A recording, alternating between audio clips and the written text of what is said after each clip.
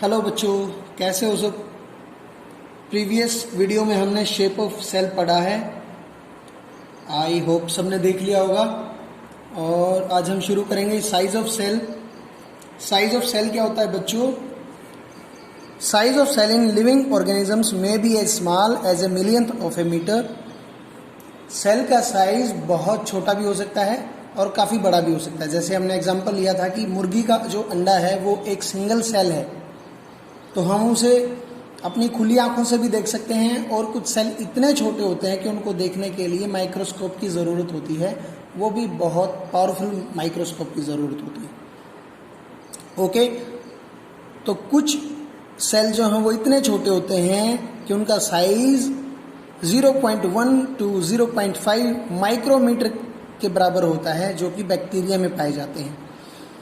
और जो सबसे बड़ी सेल है जो मेज़र की गई है वो ऑस्ट्रिच शुतुरमुर्ग के अंडे की सेल होती है, का साइज़ होता है वो, क्योंकि वो अंडा खुद एक सेल है, तो उसका साइज़ है 170 mm इंटू 130 mm।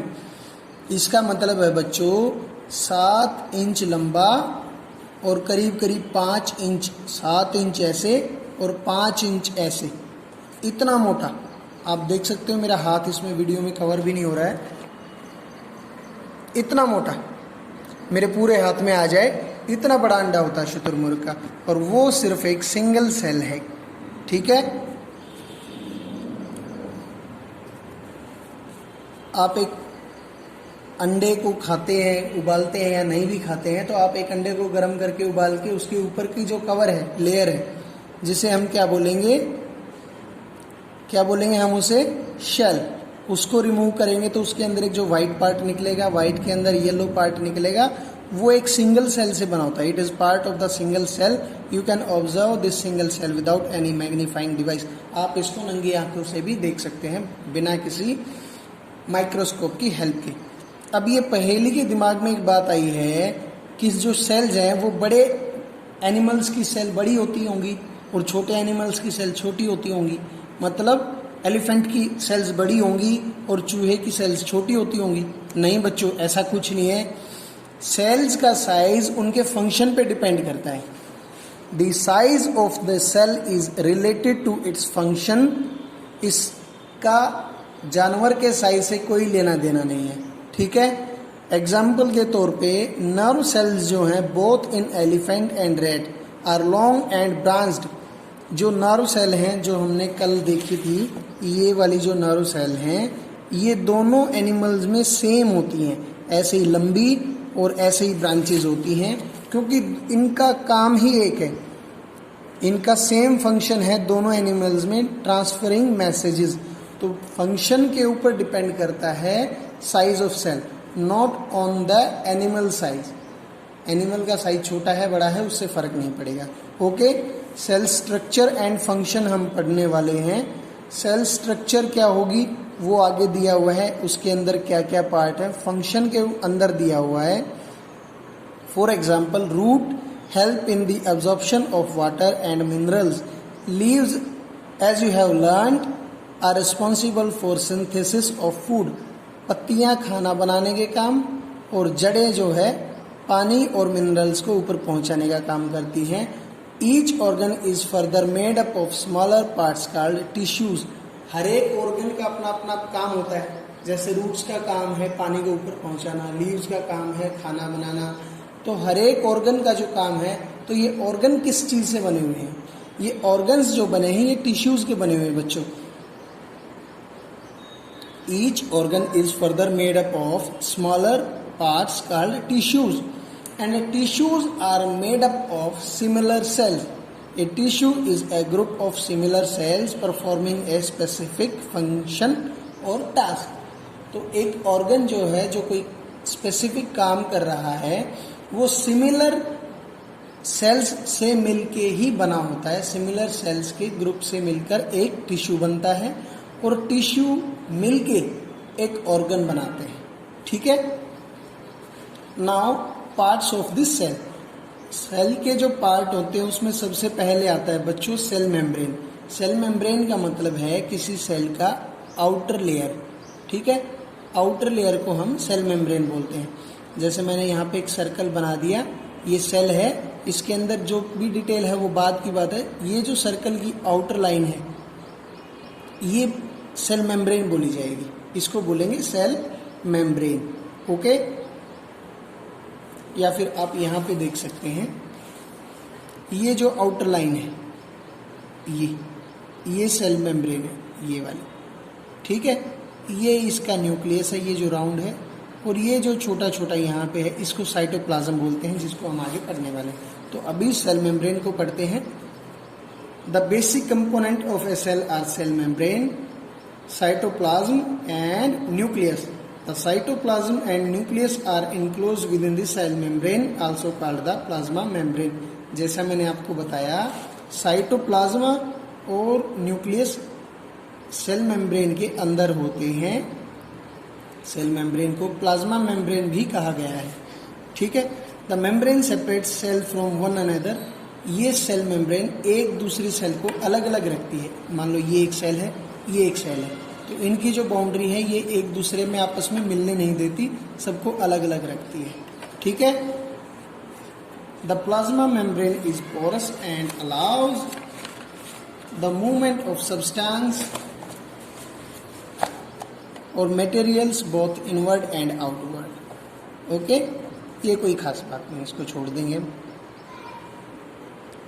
एक सेल के कंपोनेंट देखने के लिए आप एक्टिविटी कर सकते हैं।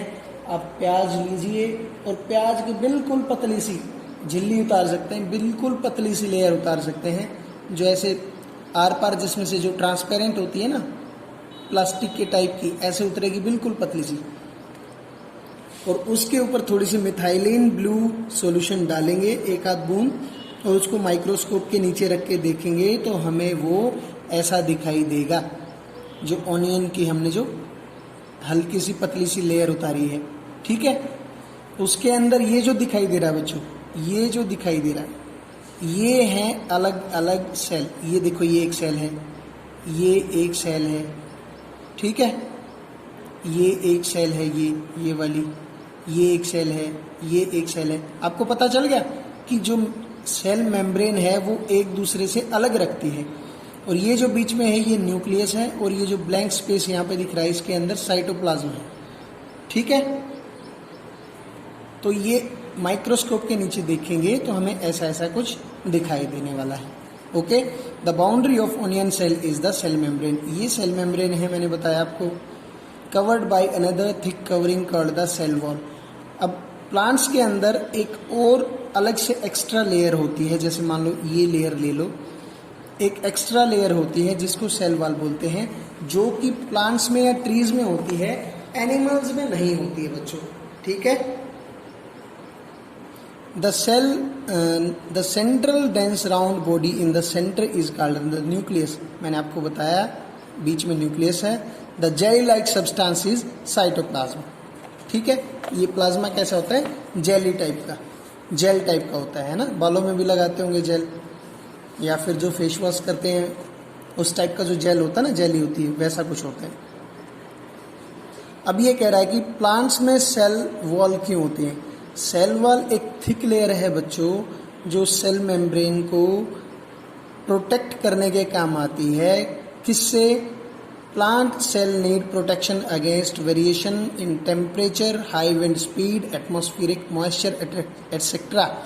इनको एक्स्ट्रा प्रोटेक्शन चाहिए होती है टेम्परेचर में जो चेंजेस आते हैं उनसे, या बहुत तेज हवा से। तो इस करके प्लांट्स में एक्स्ट्रा सेल के ऊपर एक सेल वॉल भी होती है। Cell can be observe in the leaf peel of Tradescantia Elodea. ये कुछ पेड़ हैं, पौधे हैं, इनके पत्तों के नाम दी, इनके पत्तों में हम सेल को देख सकते हैं। You can prepare a slide, वो आप स्लाइड भी देख सकते हैं। अब एक इसके बाद हम पढ़ने वाले हैं एनिमल सेल। एनिमल सेल में क्या होता है, आप अपने, ये आपको करना नहीं है क्योंकि आपके पास माइक्रोस्कोप है नहीं, आपके सिर्फ पढ़ने की है। आप अपने दांत, मुंह के अंदर से आपके जो चिक हैं वहाँ पे कोई पतली सी कोई मैच स्टिक के साथ आप थोड़ा सा रब करेंगे, घिसेंगे, अपने चिक को अंदर से स्क्रैप करेंगे, और थोड़ी देर के बाद उसको निकाल के उसमें आपने मिलाना है मिथाइलिन ब्लू सॉल्यूशन।